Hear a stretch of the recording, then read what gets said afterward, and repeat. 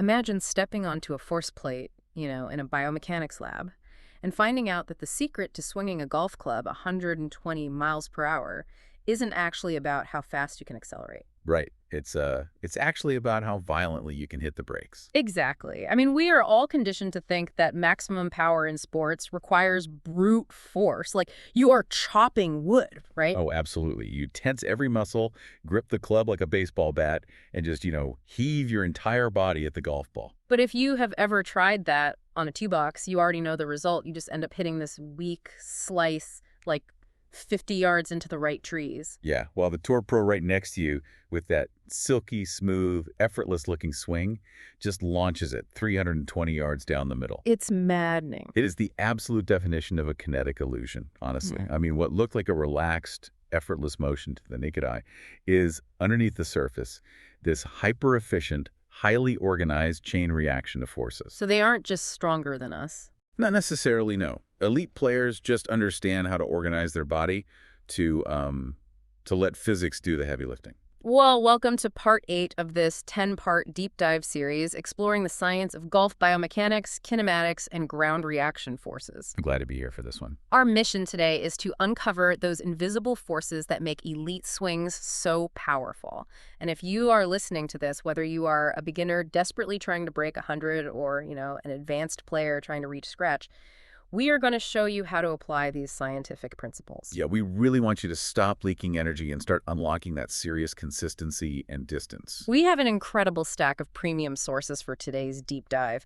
We are looking at 3D motion analysis comparing pros and amateurs, kinematic sequence data from Titleist and Athletic Motion Golf, and ground reaction force metrics from Swing Catalyst and ATX Golf Performance. It's a goldmine of data, honestly. Okay, let's unpack this. Because, if we want to understand what you should be doing, we first need to look at what you were probably doing wrong. And there's this really fascinating study by Dr. Paul Hurrion and Phil Cheetham that maps this out perfectly. Oh yeah, that study really is foundational for modern sports science. Hurrion and Cheetham took 19 PGA Touring professionals and compared them to 19 amateur recreational players using high-speed 3D motion analysis. And naturally, the first metric everyone looks at is raw speed. Of course. And the gap was exactly what you would assume. The pros averaged a clubhead speed of about 109 miles per hour, while the amateurs hovered around 88 miles per hour. But wait, if they are just measuring raw velocity, doesn't that just tell us the pros are, better athletes? I mean, a guy who spends 5 hours a day in the gym is always going to swing faster than an accountant who plays once a month? You would think so, yeah. But the data revealed something much deeper. The standout difference wasn't the raw velocity itself. It was the timing and the consistency of how those two groups built their speed. Interesting. How so? Well, when you look at the 3D graphs of the professional swings, you see these beautifully overlapping bell-shaped curves of acceleration and deceleration. I could perfectly choreograph to dance. Exactly. Their timing peaks, meaning the exact millisecond their pelvis, torso, arms, and club hit maximum speed are incredibly tightly clustered. As a group, the pros essentially build power the exact same way. And the amateurs? I'm guessing not so tightly clustered? Completely chaotic. I mean, their standard deviations for timing were massive, like double or triple those of the pros. So the amateurs are basically inventing a brand new swing every single time they address the ball. Pretty much, yeah. Yeah, and I can relate to that. I remember a range session where I hit a beautiful draw, tried to replicate the exact same feeling on the next ball, and hit a low, screaming hook. Right, because your brain thought you did the same thing, but the 3D data would probably show your timing was entirely different. Did the study isolate a specific flaw that the amateurs kept repeating? It did, actually. The most glaring flaw in the amateur data was that their arms peaked way too early in the downswing. Too early. Yeah. On average, the amateur's arm reached its maximum speed before their torso had even finished its job. They were firing their arms before the larger muscles of their body had finished transferring their energy. Wow. So if you are listening to this and you constantly struggle with a sore lower back or a feeling of exhaustion after 18 holes, this is your smoking gun. Oh, without a doubt. This data proves that distance and accuracy aren't about swinging out of your shoes. They are about energy transfer. If you sequence your body correctly, you unlock effortless power. If you don't, you bleed energy, you lose control of the club face, and you basically force your smaller muscles to do the job of your bigger ones. Which leads us directly into the biomechanical engine of the golf swing, the kinematic sequence. Specifically, we are talking about proximal-to-distal sequencing. Proximal-to-distal. Oh, yeah. Okay, put that in plain English for us. Basically, it means energy moves from the center of your body out to your extremities. If we look at the Titleist Performance Institute data, a proper backswing sequence goes like this. The club head moves first, dragging the hands, which pull the arms, which rotate the torso, and finally, the pelvis turns. Right, but the backswing is really just the windup. The magic has to be in the downswing. Exactly. And the magic is that this sequence completely reverses. Reverses completely. Yes. To optimize power, the downswing must absolutely start from the ground up. The pelvis fires first, then it passes energy to the torso, which passes it to the lead arm, and finally to the club. Okay, let me see if I can visualize this. It sounds a lot like cracking a bullwhip. That's a great way to think about it. Right, because if I hand you a 10-foot leather bullwhip and tell you to break the sound barrier with the tip, you wouldn't just shove your arm forward as hard as you can. No, you'd get nowhere with that. You would throw your arm forward and then violently snap your wrist back. You actually stop the handle so that all that kinetic energy has nowhere to go but surging down the leather to the tip. What's fascinating here is that the bullwhip analogy perfectly captures the concept of deceleration, which is probably the most misunderstood part of biomechanics. Really? Deceleration? Yeah, it's not just about how fast a body segment can accelerate. Each segment must speed up, reach its peak rotational velocity, and then aggressively hit the brakes to transfer its energy to the next segment in the chain. So the pelvis speeds up, then decelerates, slamming its energy into the torso. Exactly. Then the torso speeds up, decelerates, and whips the arm. And according to the Hurrion study, while the sheer magnitude of that pelvis braking wasn't vastly different between the pros and the amateurs, it was a mandatory trait in every single professional swing. You simply cannot generate elite speed without hitting the brakes. You really can't. But that raises a major question. I mean, if I am standing perfectly still over a golf ball, where does the energy come from to start this whole bullwhip effect? How do I physically break my pelvis? You use the only true source of leverage you have, the ground. Ah, ground reaction forces. Exactly, GRFs. According to the force plate data from ATX Golf Performance, elite players interact with the ground in 3 specific directions during the downswing. The first is lateral force. Okay, what does that look like? This is the shift. It's the pressure moving from your trail foot, so your right foot for a right-handed golfer, toward your lead foot. Okay, so that's a sideways bump. But golf is a rotational sport. Yeah. How does a sideways bump help me turn? Well, that is the second fourth rotational force, which acts as the brake in the torque. Yeah. Once you shift that pressure to your lead foot, that lead leg posts up. It stiffens. Oh, I see. Yeah, it actively resists that lateral slide, and by stopping the sideways momentum, it forces your body to pivot around your spine. Okay, I understand pushing side to side, and I can visualize twisting to create rotation. But the sources also talk heavily about vertical force. Why am I pushing up into the ground if the golf club is swinging horizontally around my body? Because of Sir Isaac Newton. Every action has an equal and opposite reaction. Right. With pressure heavily loaded into that lead side, elite players push forcefully down into the turf. The ground pushes back up with equal force, accelerating the body upward. That's what they call triple extension, right? Exactly. The simultaneous straightening of your hip, knee, and ankle. The swing catalyst data gives us a brilliant concrete example of this with Justin Rose. They mapped his center of pressure using their dual force plates. Oh, this data is wild. It is. When Justin Rose made a swing with his pressure shifted slightly back toward his heels, his maximum vertical force was 146% of his body weight. That sounds like a lot, but wait. When he shifted his center of pressure just slightly forward toward the ball of his lead foot and his toes, his vertical force skyrocketed to 182%. That massive jump from a tiny adjustment highlights a critical physical reality. Ew. If your weight is stuck on your heels, you simply cannot push up into the ground effectively. I mean, try doing a maximum vertical jump right now with your weight resting on your heels. You can't. Your body naturally wants to shift to the balls of your feet so your quads and glutes can actually engage and fire. So if the secret is shifting pressure to the lead foot so we can brake and push up, how on earth do players get enough momentum into that lead side to brake in the first place? It happens earlier than you think. Yeah, if you look at the footage from Athletic Motion Golf of players like Tiger Woods, Adam Scott, and John Rahm, they all do this incredibly subtle counter movement called recentering. It's a genius move, Yeah. and it happens very early.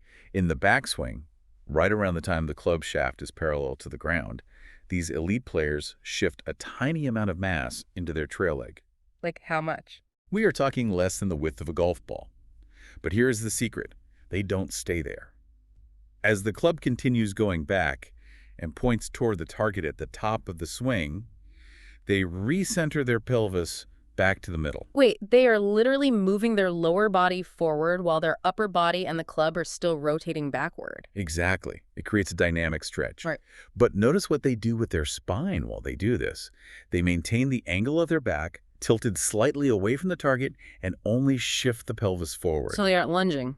Right. They're not heaving their head or their upper torso toward the target. Which perfectly sets up that lateral shift, the brake, and the vertical push. I mean, the science is incredibly clear. It really is. But, if you have ever taken a golf lesson or scrolled through golf tips on social media, you know that players are constantly fed terrible advice that actively destroys this exact kinematic sequence. Oh, don't get me started on social media golf tips. Let's debunk a massive one right now. The classic. Start the downswing by spinning your chest or your shoulders. That is arguably the most destructive piece of advice in golf. Why is it so common then? Because human beings are naturally upper body dominant. If you want to hit something hard, it feels instinctually powerful to rip your shoulders open from the top of the swing.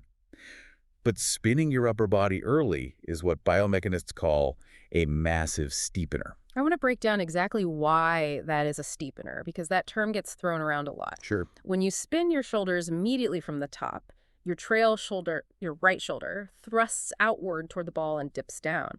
That outward movement forces your hands to push the club handle away from your body. Exactly. And suddenly the club head is thrown outside of your hands, creating that dreaded steep, over-the-top path that causes slices and pull hooks. Right. Not to mention, it absolutely kills your pelvis rotation. If you fire your chest hard from the top, your hips will actually stall or even spin backward to counterbalance the force. Wow, so you completely break the kinetic chain. You do. And to compensate for that steep club path, just to avoid slamming the club head straight into the dirt, the golfer is forced to violently tilt their spine backward at impact. That's excessive side bend, right? Yes, and it is exactly how amateurs end up popping rib heads, spraining intercostal muscles, and just ruining their lower backs. Okay, let me play devil's advocate here for a second. We just spent a lot of time establishing that the correct downswing sequence starts with the pelvis, right? We did. So why is the classic coaching cliche to fire the hips also considered terrible advice by our sources? Because it skips the most important step. We established that the downswing starts with a pressure shift to the lead heel, that lateral ground reaction force. Okay, so the shift has to happen first. Right. If you just aggressively spin your hips from the top without shifting your pressure into the laid leg first, you spin out, your trail foot slips, you slide laterally, you break the kinetic chain, and your pelvis thrusts toward the ball. I see. The hips are supposed to rotate because the pressure shifted to the lead leg, which then posted up and acted as a brake. So it is shift, brake, then push and rotate. That makes total logical sense. Exactly. But knowing the physics of ground reaction forces and actually feeling them in your body on a wet Tuesday morning tee box are two very different things. Oh, absolutely. How do we train this? The sources give us several highly specific, actionable drills, but I want to dive deep into how they actually physically feel. Let's start with fixing that urge to spin the shoulders. Athletic Motion Golf uses a brilliant visual called the Lazy Susan concept. Right, so imagine you reach the top of your backswing. If you have good mobility, you have roughly a 90-degree shoulder turn and a 45-degree hip turn. That creates a 45-degree gap of separation between your upper and lower body. And the flaw is trying to close that gap by firing the shoulders. Instead, you need to feel like your upper body and your lower body are sitting on the same platter of a Lazy Susan. Okay, so they move together. You want to maintain that 45-degree separation as you start the downswing. You let the unwinding of the pelvis carry the quiet upper body around. By holding that gap, you give the pelvis the time it needs to accelerate and decelerate before the torso and arms take over. Now, what about the arms? Because even if you sequence the body right, the arms can get wildly out of position. Very true. Golf Smart Academy has the laser beam trail elbow concept. I can speak from personal experience here. My biggest flaw is the flying right elbow. It's super common. Yeah, I get to the top, my elbow flares out behind me, and I completely lose control of where the club is going to bottom out. Which is exactly why the laser beam visualization is so effective. Biomechanically, if your trail elbow gets stuck behind the seam of your shirt in transition, your arm is trapped. And then what happens? You will either get stuck and hit a massive block, or you will throw your hands outward in a panic to catch up. So the drill is to imagine a laser beam pointing straight out of the point of your trail elbow. The goal is to keep that laser beam pointing roughly at your trail hip, or the front edge of your pelvis, throughout the entire swing. Right, during the takeaway at the top, and especially in transition. If you keep the elbow pointing at the hip, your arm stays physically in front of your torso. Your body structure can actually support the strike instead of your arms flailing independently. It's an excellent checkpoint because elbow orientation is much easier to feel than complex shoulder joint mechanics. Now, to train the lower body to actually use the ground properly, we have the step drill. This one is a classic, but people often do it wrong. Here is how you execute it properly to rewire that kinetic chain.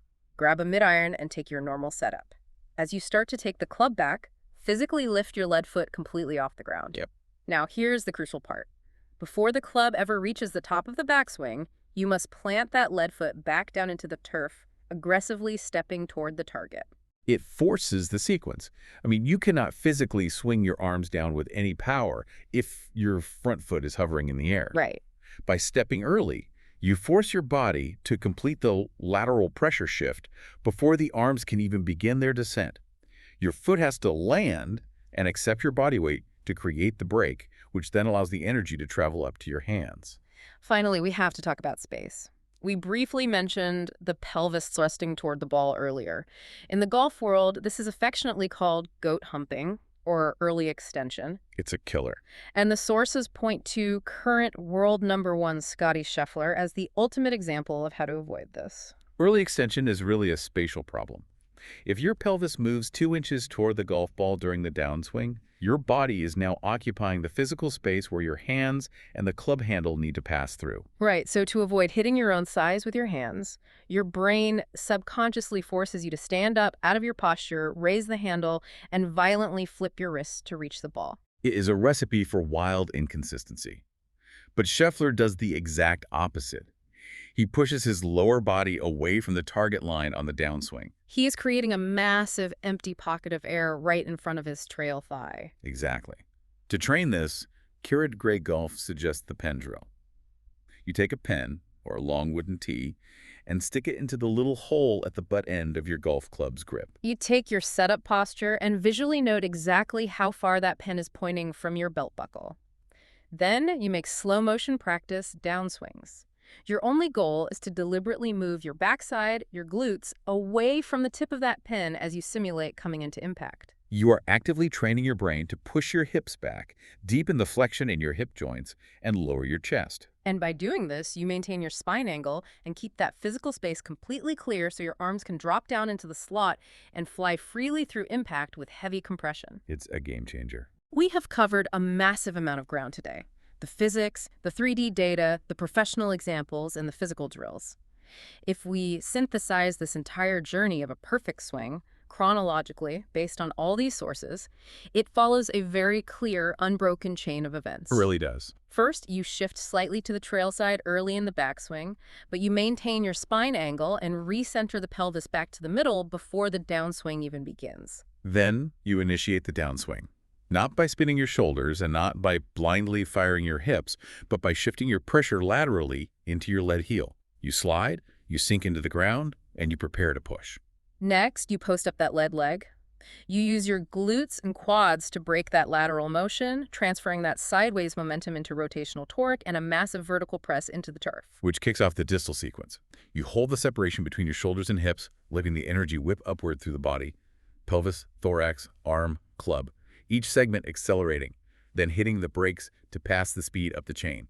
And all the while, you keep that trail elbow connected laser beam pointing at the hip to pivot to maintain structural support for the club face while actively pushing the hips backward to create the physical space your hands need to deliver the blow. Beautifully summarized. So what does this all mean? It means mastering this biomechanical sequence is the only way to replace that desperate, exhausting, arm-swinging, wood-chopping effort with true ground-up power. If we connect this to the bigger picture, it is about letting biology and physics work in your favor, instead of fighting against your own anatomy. When you organize your body segments correctly, you don't have to force the club to go fast. The sequence itself catapults the club head. It is a complete paradigm shift for how most people approach the tee box. It changes the entire definition of what swinging hard actually means. It absolutely does. And, Yeah. I want to leave you with a counterintuitive thought to mull over before your next range session. Lay it on us. We spend so much time, money, and energy obsessing over how to swing faster. We buy lighter shafts and aerodynamic club heads. But what if the true secret to unlocking massive club head speed isn't about learning how to accelerate at all? Wow. What if it is entirely about learning how to hit the brakes harder? Because as the biomechanical science clearly shows, your club can only ever accelerate as fast as your body's willing to decelerate. If you found today's episode valuable, please subscribe to our channel. Every subscription helps us continue producing high-quality educational content for golfers and coaches worldwide. If you have a question, topic idea, or golf challenge you would like us to research, test, and explain, please leave a comment, contact us on LinkedIn, or send us an email. Don't forget to explore the eCoach 360-degree golf intelligence platform and experience our 48-hour free trial. You can also join our 30-day Golf Biomechanics, Kinematics, Ground Reaction Forces, and Club Kinematic certification program to deepen your understanding of golf performance.